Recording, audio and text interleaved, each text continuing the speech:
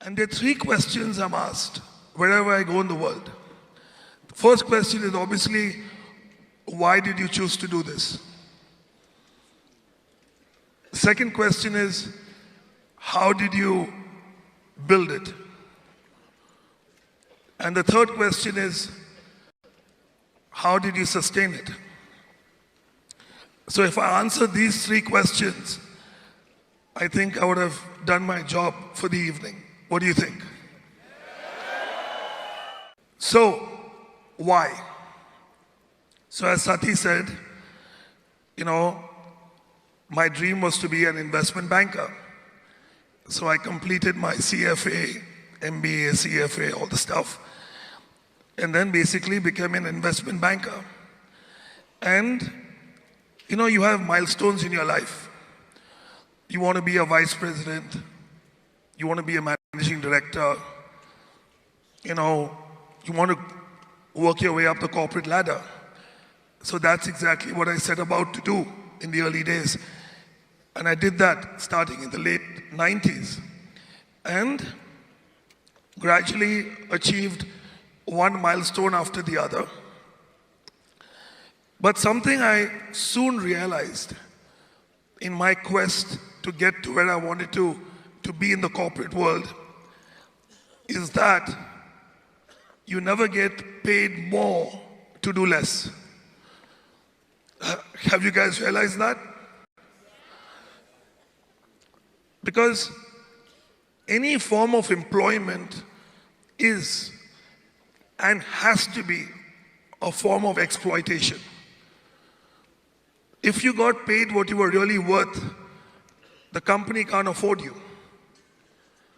And the higher I got up the corporate ladder, my bank balance looked better, but my life wasn't really improving in the true aspect of, what is prosperity?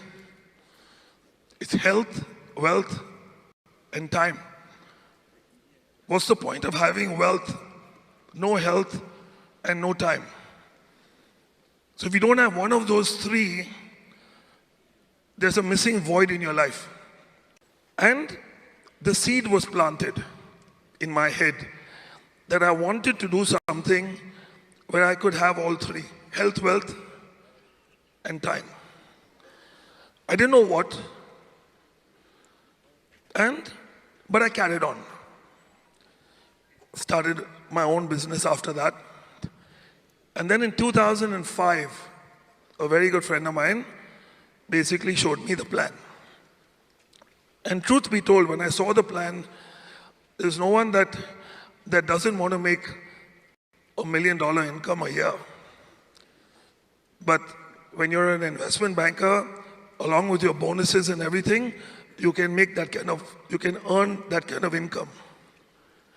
If you have a good year, you can make more than that. So it wasn't only the money. I'm not going to say that the money did not attract me. It wasn't only the money that got me in. What got me in was I saw a comp plan that I'd never seen in my life. Okay, my maid in Hong Kong had shown me the Amway plan maybe 5 times. And I bought stuff from her many times just to keep her happy. That plan never really impressed me. But when I saw the way the QNet comp plan was, equal compensation all the way till you max out, was something that really mathematically got me, because I'm a numbers guy. I said, wow, this is incredible. If I do this right, I'm sure your plans have shown you the 4, 5, 6 year plan to max out, right? And that's incredible because you have equal compensation, which means your time can be leveraged several times over. So that got me, and I got started. So that's the why. Why did I choose to sign up? You've all signed up, like I signed up, August 2005. And how do you get started? How do you get this off the ground? Next question. How? Yes? It's very simple. How I did it was basically I leveraged. You know what leverage means? I cashed in on the credibility, the trust, and the integrity that I had built with my circle over the years. That's all I did. I was able to monetize it because they knew that I would not cheat them for a few $1,000s. And that too, the few $1,000s is not going to me. They're buying something for it, true or not?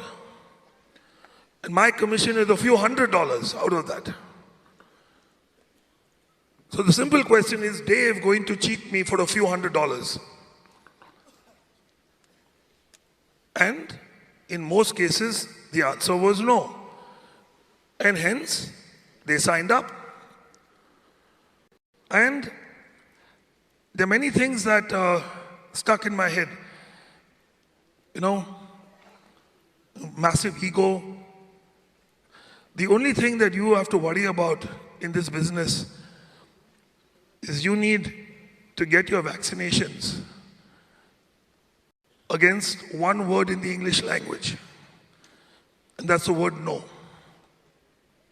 If you can deal with the word no, you're okay. If the word no crushes you, you may as well pack it in and go home right now. No matter how good you are, you will have to deal with the word no, which is rejection actually.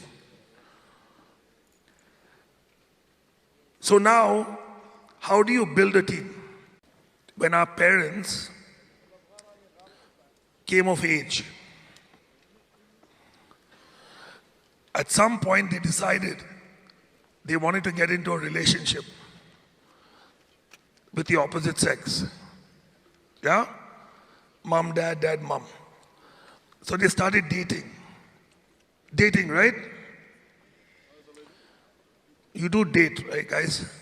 Has anyone here not been on a date at some point in their life? I hope so. Hope not, I mean. Sorry? Arranged marriage. Still, you go on a few dates before you get married. So you go on a few dates. Now what do you do on your date? You basically try to impress the person. True or not? You dress nicely, smell good. What's that? That is called prospecting. Yeah?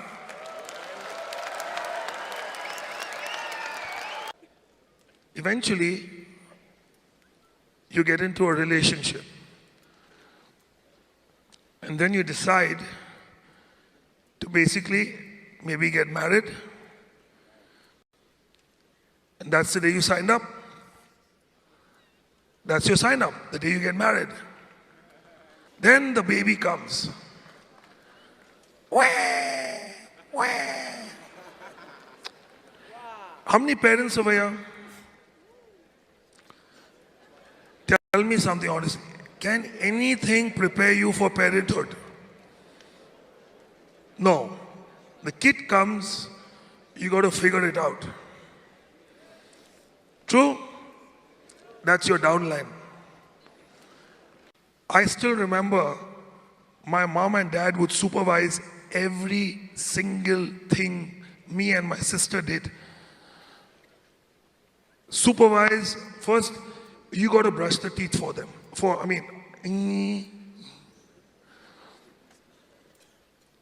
Go to the toilet, clean your backside, give you a bath, tuck you to bed, read you a bedtime story. See? There's a little kid over there going through that. And gradually, we were taught to do it ourselves. True or not? But I used to brush my teeth. My mom or dad would supervise me. no, come on, no shortcuts, do it properly. Then my shower, comb my hair, tie my shoelaces, how to get dressed. Then I have to get dropped to the school bus stop. Eventually, I could go on my own to the school bus stop and come home on my own. And I gradually grew up and became more and more independent. But what painstaking care our parents took of us. Why? Sacred responsibility, being a parent, true or not? The day you can do that with your downline, you're on the right track.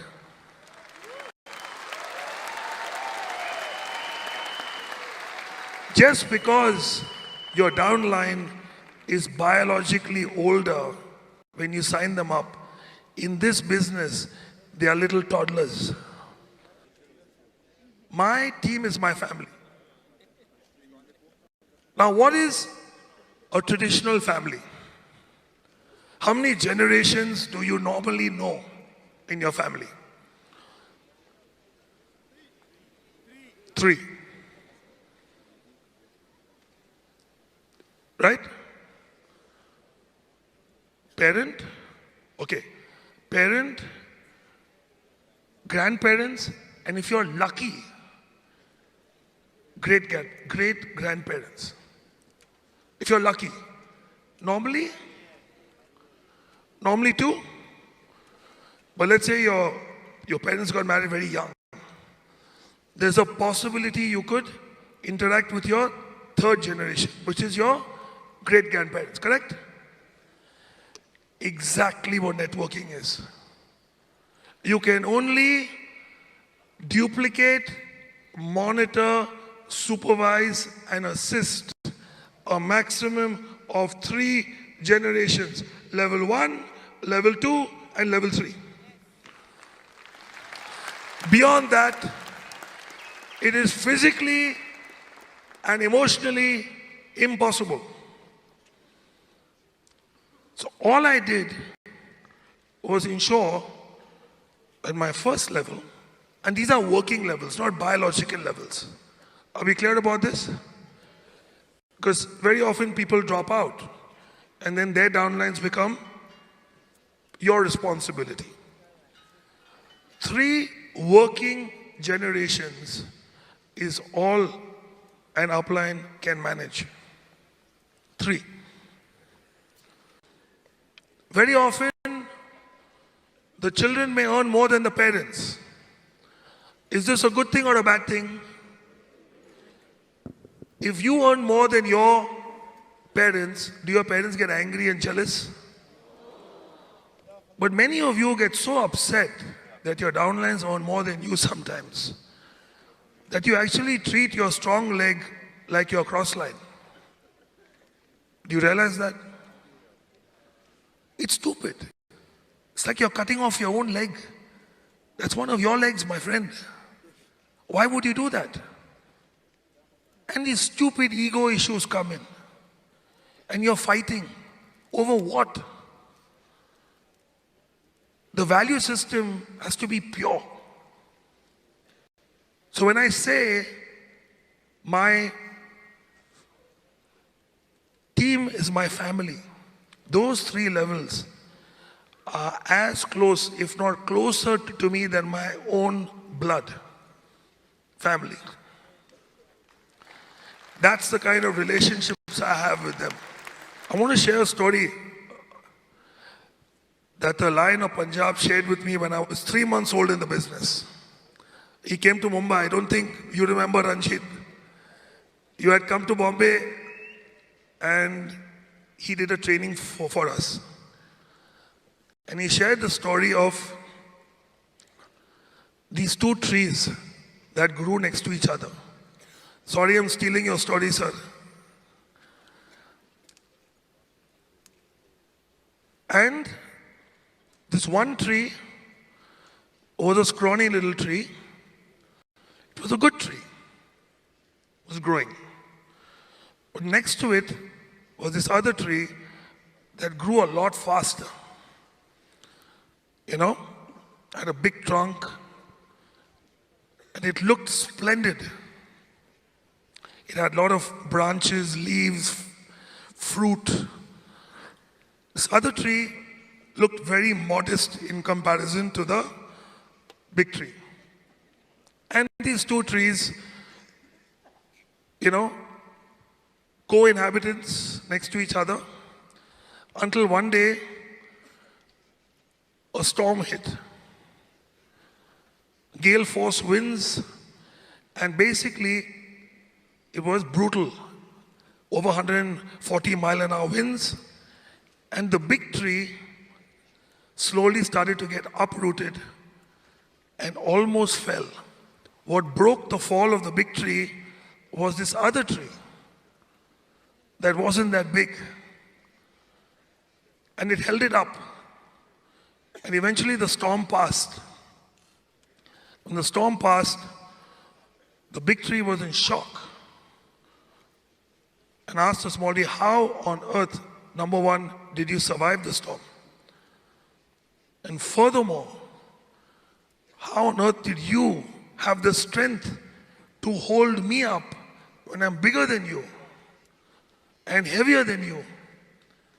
And the small tree, with a smile on his face, said lovingly, because, my friend, when you were growing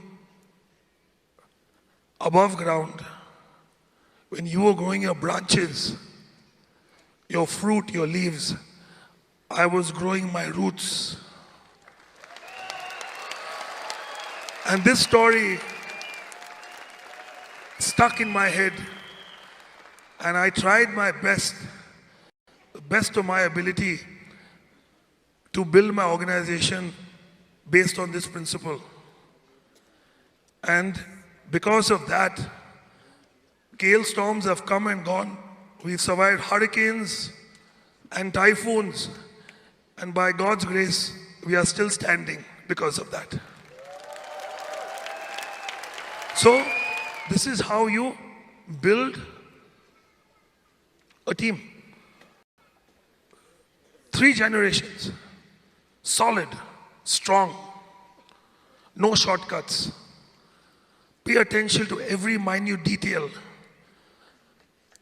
And even when the kids tell you, I can do it on my own, I don't need your help, like Chief says, always keep your little finger there, which they can hold on to.